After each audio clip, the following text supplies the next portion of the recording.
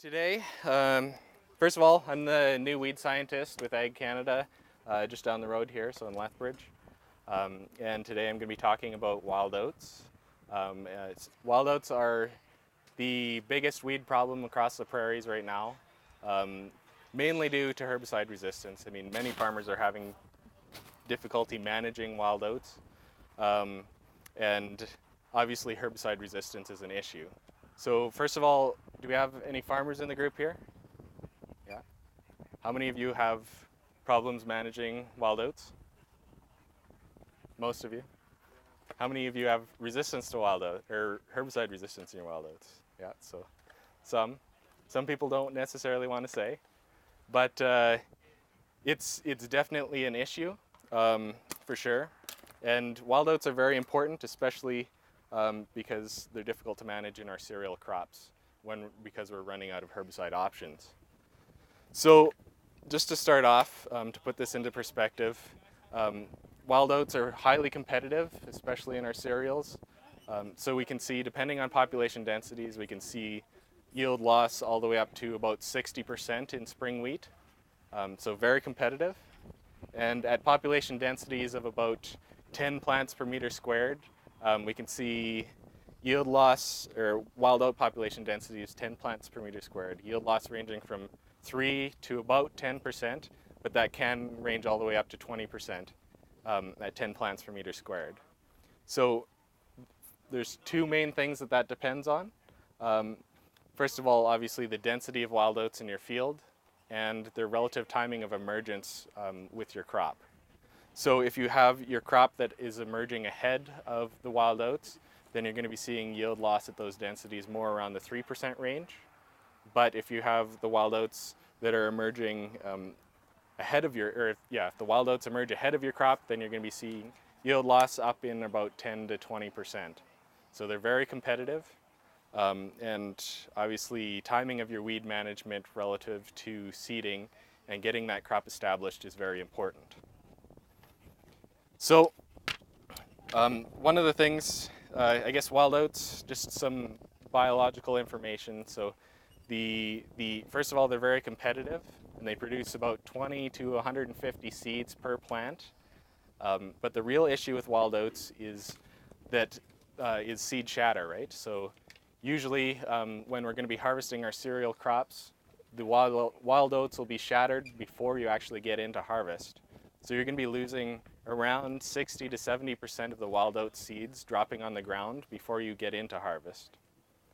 The good thing about that is that they're not really dispersed by wind at all. So if you have a localized population or a small population of wild oats, those seeds are going to be dropping onto the ground within about 1 to 3 meters of the mother plant, meaning that the population isn't spreading spatially, right? The trouble is when those seeds actually remain on the plants when you go into harvest. So research from Manitoba has shown that the seeds that remain on wild oat plants when you're harvesting can be dispersed over 150 meters because they're being blown through the back of your combine, right? So the big thing is it's actually better to have those wild oats shatter in one spot because you're not spreading that population across your entire field. Okay? But when you do have that population, you still need to figure out how to manage that. So, and also once those seeds enter the soil seed bank, they persist for around 4 to 5 years. So you will see that population showing up time and time again, kind of over the period of 5 years. So what I wanted to show here, or talk about, first of all, is herbicide resistance. So just a little bit of background for resistance. It's starting to become a very large problem across the prairies for sure, or it has been a problem for quite some time, and it's becoming worse. So I have some information from a few surveys from Manitoba and Saskatchewan that I'm just going to share with you. So Saskatchewan was done in 2014 and 15, Manitoba was in 2016, and we don't have the information for Alberta yet.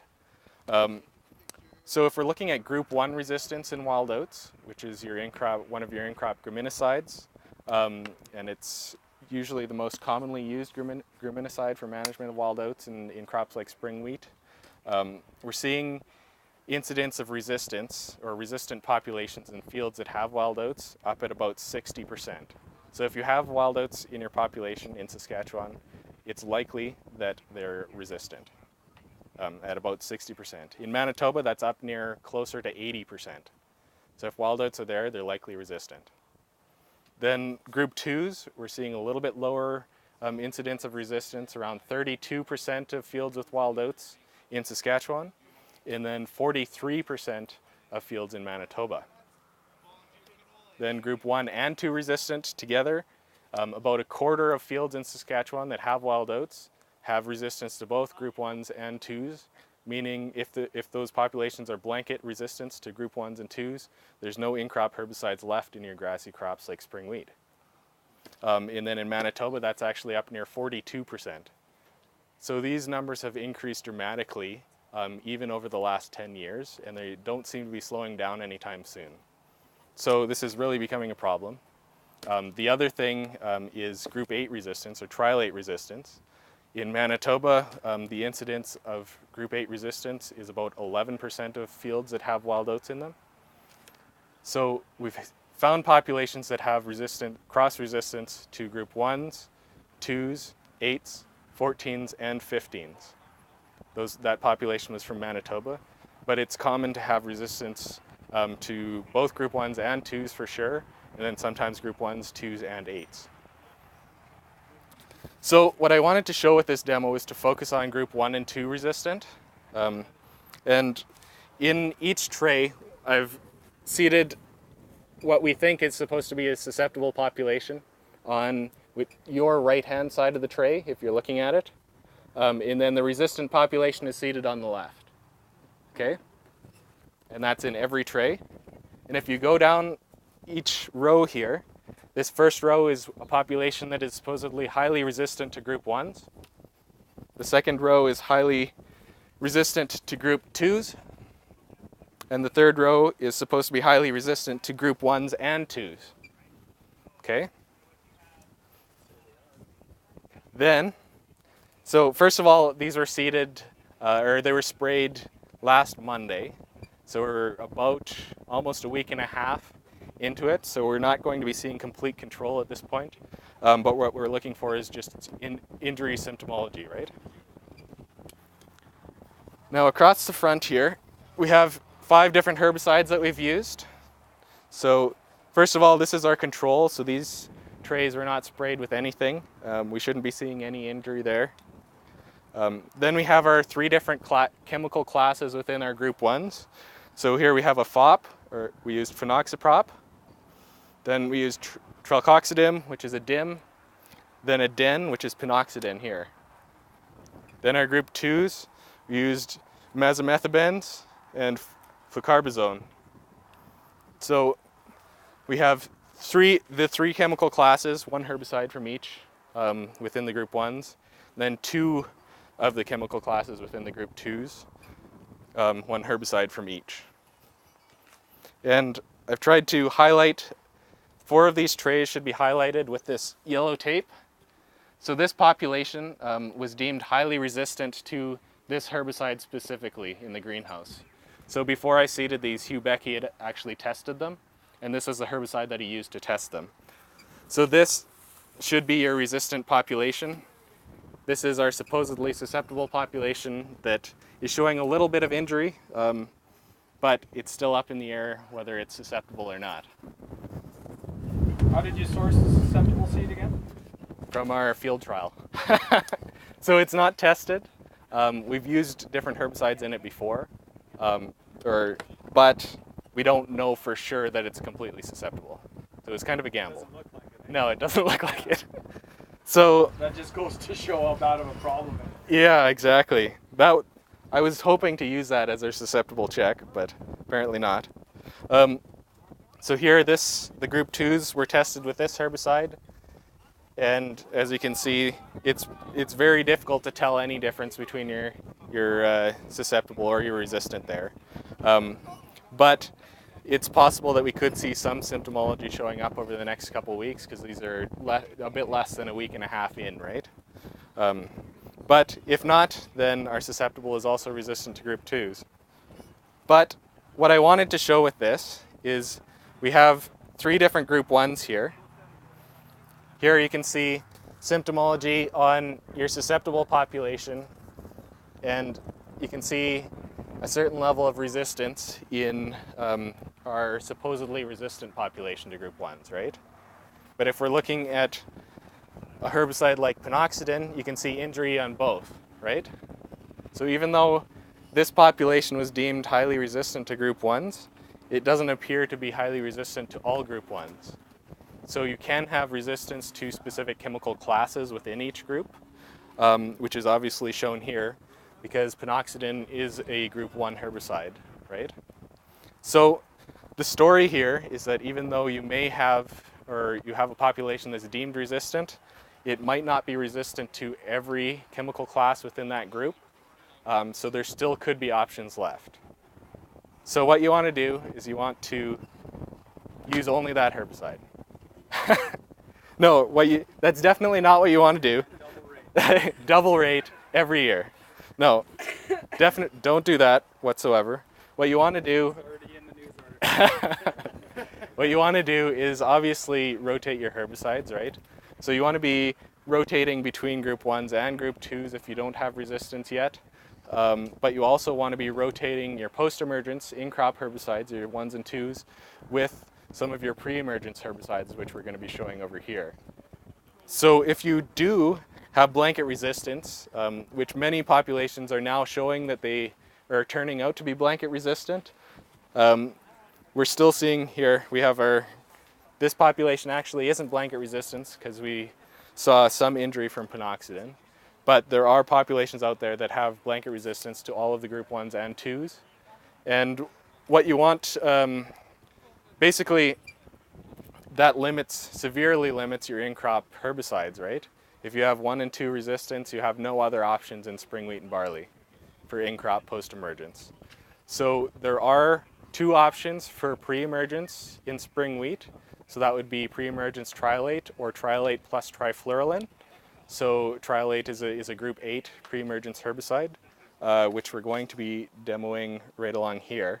So if you can stick around and look at these, but I'm going to move over to some of the pre-emergence options over here. So if I could get you to kind of file along the side there.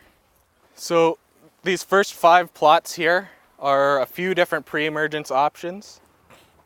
So I kind of wanted to show a range of different groups as far as options. So over here we have a group 2, which is Express SG that was mixed with glyphosate. Then we have Focus, which is a 14 and 15. So in Manitoba we have found populations of wild oat that are also resistant to 14s and 15s. Great. Then just Roundup alone. Then we have Avidex and Fortress. So if you're looking through the blue book to find your option, if you have blanket resistance to 1s and 2s, these are the 2 herbicides that pop out. So they're both group 8 herbicides. Fortress has a group 3 in there as well, which does show some suppression for wild oats. So these are your 2 options for pre-emergence applications. So in this experiment, we seeded wild oats along these plots before we seeded the crop. So you should be seeing some wild oats. If you look within each row, you can kind of see some of the wild oats just popping through.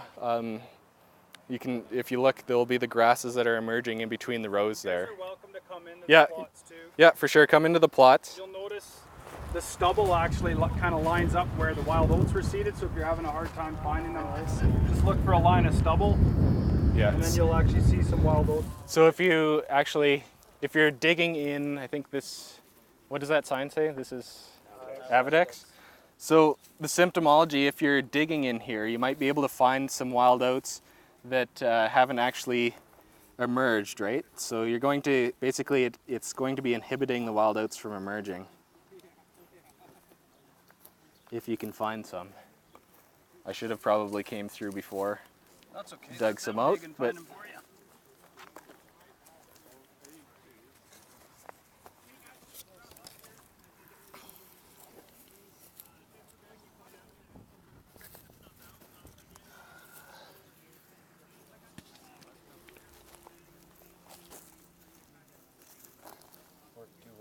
Yeah, maybe. Here, this might be one here. So right here.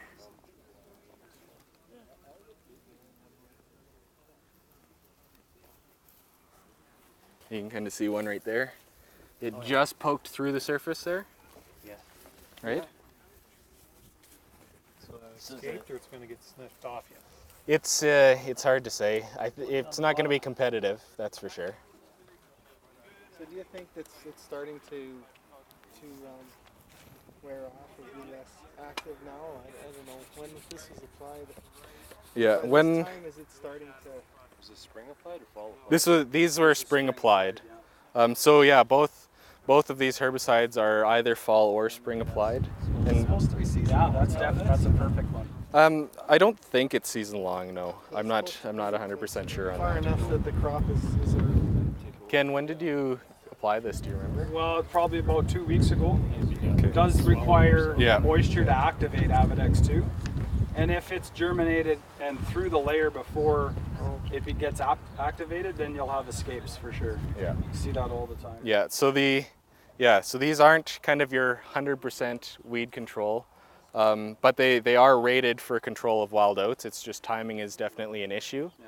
The other issue with these herbicides is that they're highly dependent on environmental conditions, right? So too much moisture too early, or having a dry spell and then getting all of your moisture at once because they require moisture to activate can result in crop injury as well. So it's a little bit more risky to use these pre-emergents, but really they're your only option when you have blanket resistance. But also before you have resistance, you should be rotating these in and not using just group 1s or group 2s. Should we be looking at fall applying or spring applying? Well, fall applying will get you better chance of activation. Yeah. And less injury So maybe. that's the Yeah. risk you take. I But control is a weird thing, right? Control really only means 80% or better. So the old wild oat herbicides were labeled as control, so that could be 80, 85%. And now we got used to these awesome wild oat herbicides were like 95, 99. So you get used to that, and then resistance develops, and we're back to sort of a different level of control. yeah.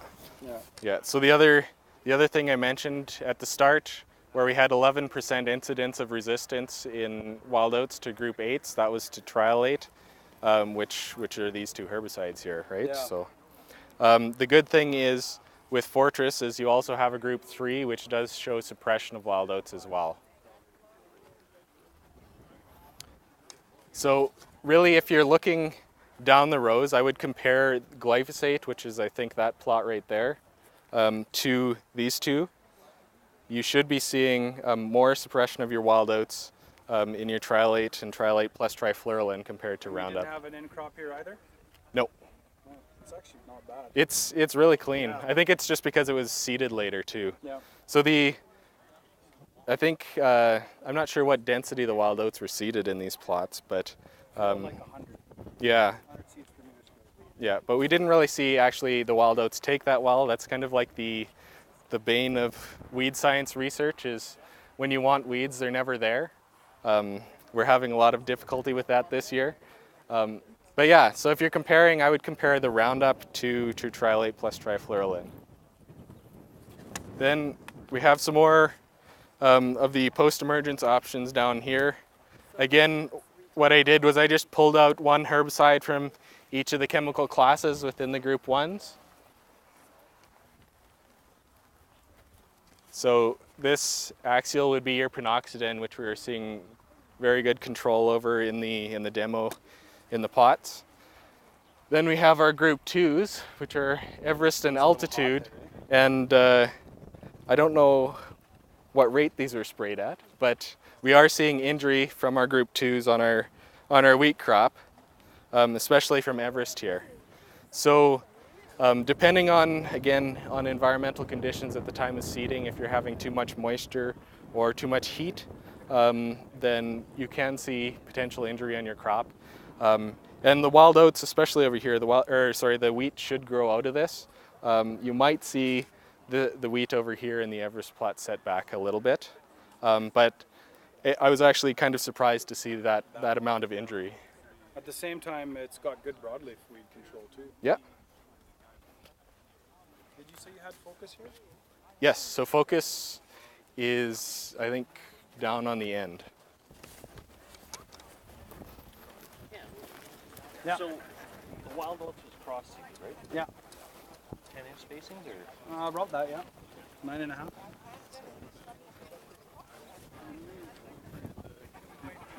Didn't. So it was just surface? Yeah, just surface. Both of them? Yeah. Yeah. This was Okay. the focus here. Yeah, so this is the focus here, which is your 14 and your 15. If I'm looking down these rows, it's pretty difficult to see any wild oats in that. And if you're looking... And we did different populations at the front and back too, yeah, didn't we? so... Because you could see some at the back. Actually, so that's the front right there. So these, the same herbicides here are on that side, but the population density is 150 plants per meter squared over there for wheat. And then we have 300 seeds per meter squared for wheat over here. So you can see if you're comparing between the two different sides, you can see that the canopy over here on your 300 seeds per meter squared is going to be closing a lot earlier than your canopy on your 150 seeds per meter squared. So that's the other thing when it comes to using some of these pre-emergence herbicides and also your post-emergence herbicides, is that you really want to increase the competitive ability of your crop, or you want to shift the competitive ability in favor of your wheat rather than your wild oats. So actually, if we come down to this side, or the next row of plots over here,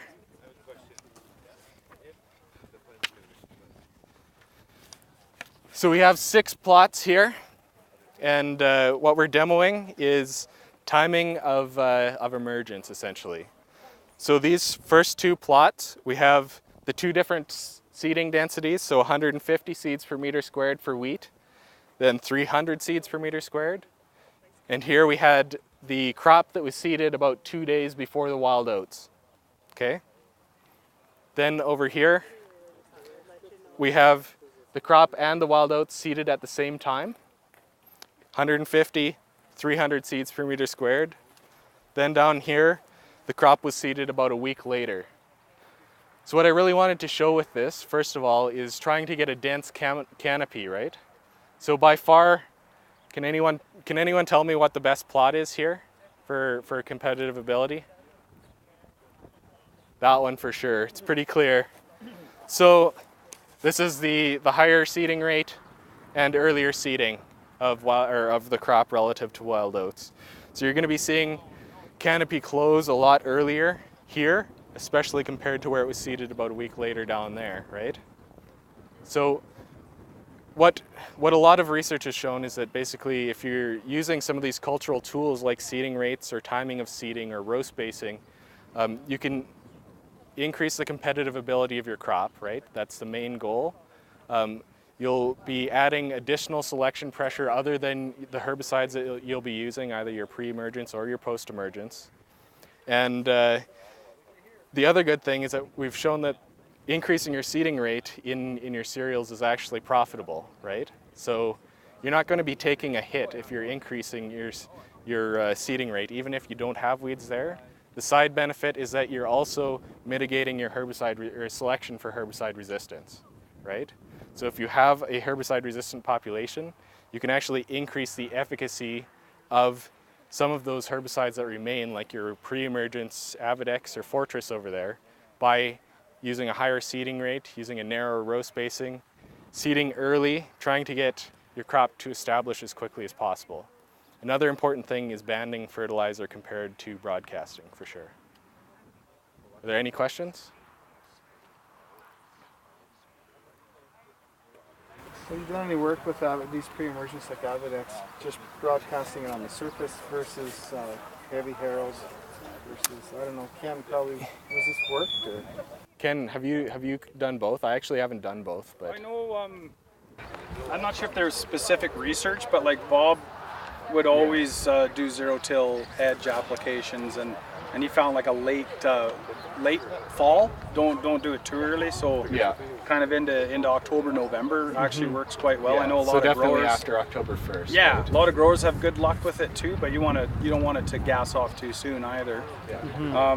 The other thing is simply timing it with a rainfall. Like on my farm, I put liquid Avedex down right before a rainfall, and I'm seeing so far pretty good results because I'm battling some pretty mean resistance even on my farm. Yeah. So no harrows then, just blow it on with Valmar, no harrows. Yeah, yeah. So, I mean, the recommendation is to incorporate, right, in the top 5 centimeters. But, I mean, we've seen very good control without harrowing, or even just a light harrow would be. Is there any chance of that Avedex getting caught up on all the straw? Yeah. Yes, for sure. Like So that's always, whenever I mention it to them, they say, well, you better not, you know, with all that stripper header straw you got, they're worried about it getting caught up in all the straw. But it's such a pain, putting the Valmar is such a pain. Like, it's a lot easier to go out with liquid and be able to do. Liquid I think is a better solution personally because you got the coverage too. Oh yeah. Everything's getting hit. 1,200 acres a day instead of like 200 or something. It's huge. yeah. Join me in thanking Charles. Thank you, Charles. Thank you very much.